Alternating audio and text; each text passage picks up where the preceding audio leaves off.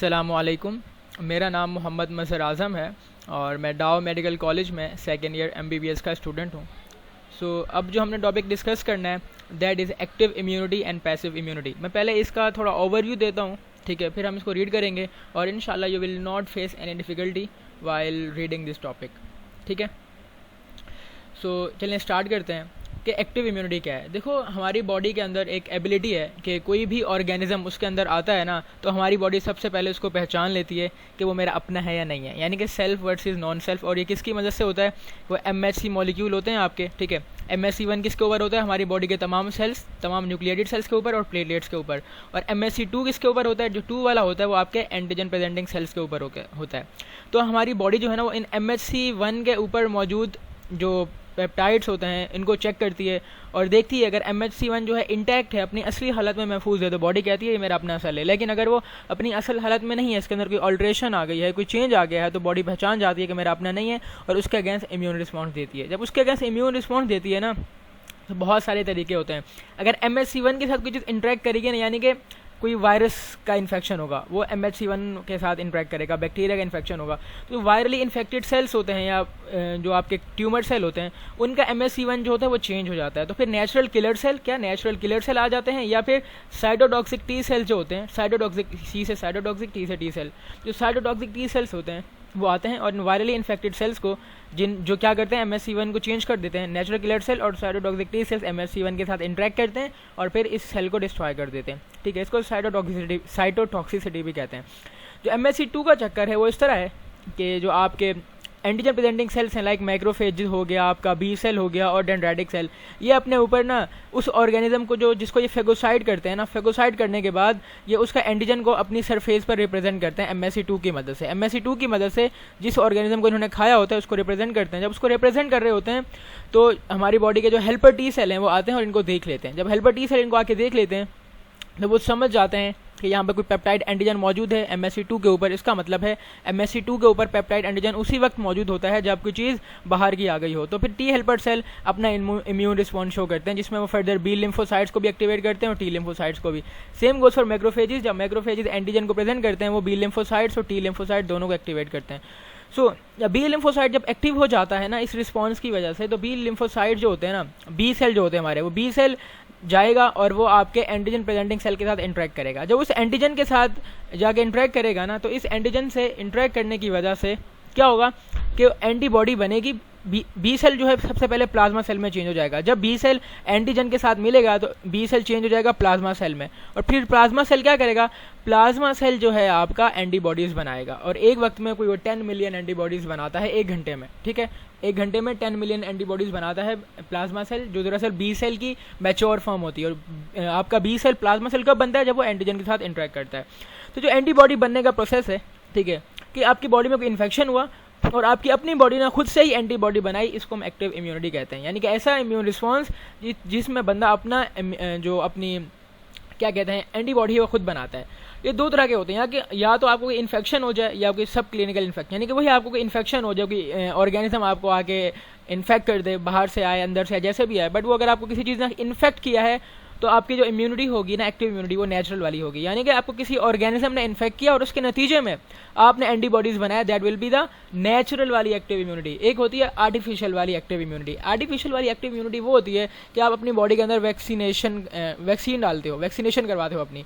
अच्छा, वैक्सीनेशन का प्रोसेस ऐसा होता है क्या, जो वैक्सीनेशन में ना आप या तो लाइव एटेन्यूएटेड वैक्सीन होती हैं। लाइव एटेन्यूएटेड वैक्सीन का मतलब है कि वो ऑर्गेनिज्म, अच्छा वैक्सीनेशन में ना हम कोई वैक्सीनेशन की दवाई नहीं है, वैक्सीनेशन इज़ कि आप वैक्सीनेशन के अंदर एक ऑर्गेनिज्म होता है जो आपको डिजीज़ करा सकता है। या तो ऑर्गेनिज्म पूरा का पूरा होगा, ठीक है, या फिर उसका कोई एंटीजन मौजूद होगा, ठीक है, या तो पूरा ऑर्गेनिज्म होगा या उसका एंटीजन मौजूद होगा। अब एंटीजन अगर ऑर्गेनिज्म अगर आपका पूरा होगा तो उसके कुछ टाइप्स हो सकती हैं। अगर आपकी वैक्सीन लाइव एटेन्यूएटेड है, इसका मतलब है आपका जो ऑर्गेनिज्म है वो है तो जिंदा, पर उसके अंदर कुछ एटीन्यूएशन कर दी गई है, उसके अंदर कुछ ऐसी चेंजेस कर दी गई हैं कि वो आपको डिजीज़ कॉज नहीं कर सकता। हाँ, उसके अगेंस्ट बॉडी इम्यून रिस्पॉन्स ज़रूर शो करेगी, बिकॉज इसके पास एंटीजन मौजूद होंगे। क्या ऑर्गेनिज्म लाइव एटीन्यूएटेड वैक्सीन में यूज़ होता है और उसकी आप सारी एबिलिटी ख़त्म कर देते हो कि वो आपको इन्फेक्ट कर सके, ठीक है, यानी कि उसकी एबिलिटी इन्फेक्ट करने की ख़त्म हो गई है, डिजीज़ करने की ख़त्म हो गई है। हाँ, उसके अगेंस्ट आपकी बॉडी इम्यून रिस्पॉन्स ज़रूर शो करती है। इनएक्टिवेटेड वैक्सीन वो होती हैं जिसमें जो आपका ऑर्गेनिज्म होता है वो पूरा मरा हुआ होता है, ठीक है। तो आप डेड ऑर्गेनिज्म को यूज़ करके जब उसको यूज़ करते हो तो उसके ऊपर ऑब्वियस सी बात है एंटीजन मौजूद होंगे, बट वो ऑर्गेनिज्म डिजीज़ कॉज नहीं करेगा बिकॉज वो ऑलरेडी डेड है, ठीक है। या फिर टॉक्सोइड वैक्सीन भी इसी तरह की होती हैं कि आप उसके कोई टॉक्सिक मटेरियल यूज़ करते हो, जो होते तो टॉक्सिक हैं, नाम के टॉक्सिक होते हैं, बिकॉज ये डिजीज़ करने की एबिलिटी हम इनसे छीन लेते हैं और फिर से अपनी बॉडी में इंसर्ट करते हैं। तो जो वैक्सीन का इंसर्ट करना है आपकी बॉडी में ना, चाहे वो एक पैथोजन जिंदा हो या मुर्दा हो, ठीक है, उसको जब आप अपनी बॉडी में इंट्रोड्यूस करोगे तो उसके नतीजे में बॉडी एक इम्यूनिटी क्रिएट करेगी, ठीक है। और वो नेचुरल इम्यूनिटी होगी, ठीक है। नहीं, नेचुरल इन्फेक्शन जिस तरह होता है ना, वो body like a natural reaction या नेचुरल इन्फेक्शन के अगेंस्ट जिस तरह उसने रिस्पॉन्स शो करना था, वैक्सीन के नतीजे में भी इस तरह ही बॉडी रिस्पॉन्स शो करेगी। और इसको हम कहते हैं आर्टिफिशियल एक्टिव इम्यूनिटी, बिकॉज आपकी बॉडी एंटीबॉडी खुद ही बना रही है इस ऑर्गेनिज्म के अगेंस्ट जो वैक्सीन में शामिल है, बट बिकॉज वो ऑर्गेनिज्म आर्टिफिशियली आपकी बॉडी में डाला जा रहा है वैक्सीन की मदद से, तो vaccination is a type of artificial active immunity, ठीक है। ये पैसिव इम्यूनिटी क्या होता है यार? पैसिव इम्यूनिटी में आप कोई ऑर्गेनिज्म नहीं डालते, ठीक है, आपको कोई चीज़ इन्फेक्ट नहीं करती, और सेम इसी तरह इन्फेक्ट नहीं करती, और साथ साथ आप जो वैक्सीन उसके अंदर वैक्सीनेशन भी नहीं करते। तो ये पैसिव इम्यूनिटी क्या है यार? पैसिव इम्यूनिटी ऐसी इम्यूनिटी है जिसमें आपकी बॉडी में एंटीबॉडीज़ डाली जाती हैं, बाकायदा पहले से एंटीबॉडीज़ बनी हुई होती हैं, या तो किसी ऐसे बंदे में एंटीबॉडीज़ मौजूद होंगी जो पहले बीमार था, तो हमने उसकी एंटीबॉडीज़ निकाली प्लाज्मा के जरिए, प्लाज्मा लिया हमने उसकी एंटीबॉडीज़ निकाल के बंदे में डाल दी, बिकॉज आपने खुद प्लाज्मा निकाला है किसी मशीनरी की मदद से या इंजेक्शन वगैरह की मदद से या मशीन्स की मदद से।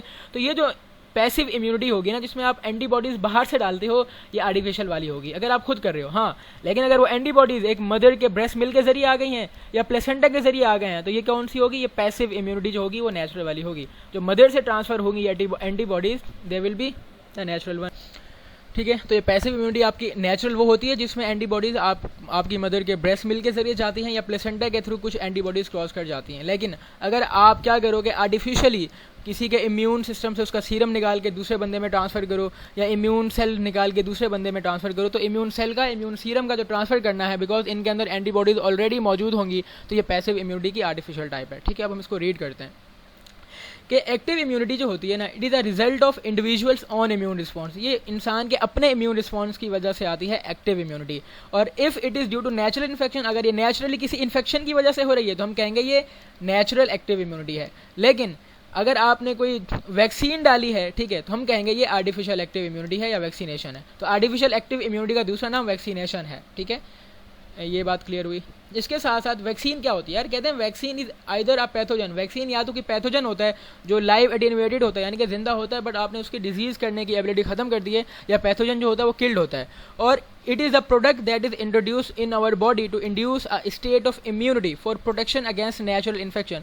और ये जो आप क्या करते हो, इसको अपनी बॉडी में डालते हो ताकि आप इम्यूनिटी क्रिएट करो against natural infection with same pathogen. यानी कि जब अगर यही pathogen, for example corona virus के अगेंस्ट जो वैक्सीन बन के आई, हमने उसमें कोरोना का एक थोड़ा सा उसके एंटीजन को यूज़ किया, जब आप उसको अपनी बॉडी में डाला तो आपकी बॉडी ने उसके अगेंस्ट इम्यूनिटी क्रिएट कर दी। और ये इम्यूनिटी जो होती है ना, ये एक्वायर्ड इम्यूनिटी होती है, यानी कि अडेप्टिव वाली की टाइप्स हैं आपकी, ये एक्टिव और पैसिव आपकी अडेप्टिव इम्यूनिटी की टाइप्स हैं, ठीक है। अब जब ये अडेप्टिव इम्यूनिटी की टाइप्स हैं ना, तो ऑब्वियस सी बात है ये मेमोरी सेल्स क्रिएट करेंगी, ताकि जब दोबारा यही इन्फेक्शन आपको दोबारा हो तो आपकी बॉडी में ऑलरेडी चीज़ें तैयार बैठी हों, हथियार तैयार बैठे हों, आपके इम्यून सेल्स तैयार बैठे हों, एंटीबॉडीज़ ऑलरेडी मौजूद हों, और वो आपको उस चीज़ के लाइक हार्मफुल इफेक्ट से बचाए। अगर वो इन्फेक्ट भी करे आपको तो हल्का सा करे, वरना आपको प्रॉपर्ली बचा लेती है। वैक्सीन की टाइप्स हैं, ये आपने एमसीक्यू याद रखना है, और ये फॉर इंटर के बच्चों के लिए बहुत इंपॉर्टेंट है कि write a short note on vaccine and write the types of vaccine. Passive immunity क्या है? In this kind of immunity antibodies या immune cell which are produce by one individual, जिसको हम डोनर कहते हैं, are transfer to another individual, जिसको हम recipient कहते हैं, to develop immunity.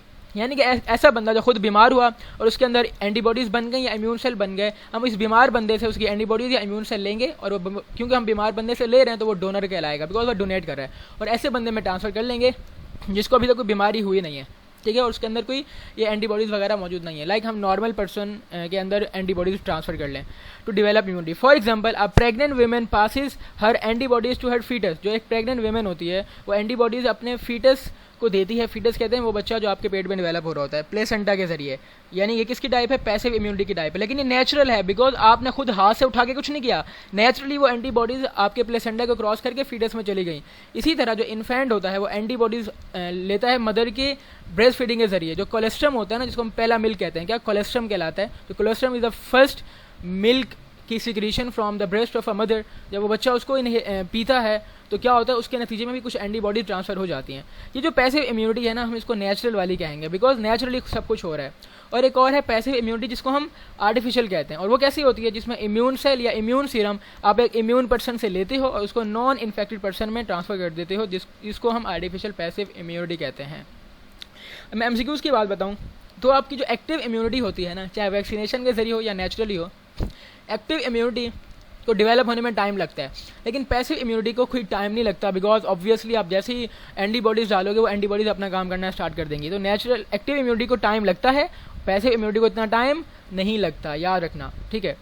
So students, ये था हमारा टॉपिक जिसमें हमने एक्टिव और पैसिव इम्यूनिटी को डिस्कस किया। इंशाल्लाह इसके बाद हम नई वीडियो स्टार्ट करेंगे जिसमें हम सेल मीडिएटेड इम्यूनिटी और एंटीबॉडी मीडिएटेड इम्यूनिटी को डिटेल में डिस्कस करेंगे, ठीक है। इंशाल्लाह मिलते हैं नेक्स्ट वीडियो में, और तब तक के लिए अल्लाह हाफिज़।